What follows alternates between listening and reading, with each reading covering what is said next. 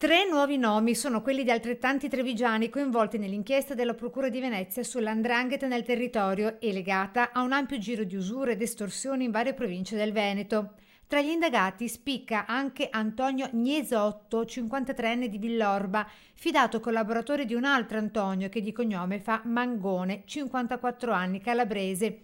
Quest'ultimo arrestato nelle scorse ore perché legato ai fratelli Sergio e Michele Bolognino, a loro volta esponenti della cosca Grande Aracri di Cutro, in provincia di Crotone. Era lui lo snodo di violenze, ricatti, minacce e intimidazioni ai danni di tanti imprenditori veneti, tra cui Stefano Venturin e la compagna Maria Giovanna Santolini, entrambi originari di Treviso. L'inchiesta è nata proprio in seguito al loro pestaggio avvenuto nell'aprile 2013. I due, titolari della GS Scaffalature di Galera Veneta, avevano subito diverse minacce, anche di morte, da parte di Mangone, ora accusato di usura e estorsione aggravata dal metodo mafioso.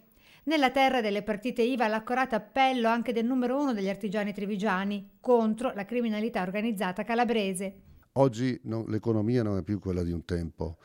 Ci possono essere delle situazioni non derivanti dalla propria volontà, perché sia un fornitore che non mi paga, una contestazione, una ditta che fallisce e quant'altro, e quindi posso avere delle difficoltà indotte, non vergognarsi e metterle sul tavolo con dovuta discrezione, perché ci possono essere degli strumenti di aiuto e capire anche qualche volta come accompagnare magari l'impresa non solo a rinascere, ma anche qualche volta anche a chiudere prima di mettere in difficoltà non solo l'impresa stessa, ma anche la vita della famiglia.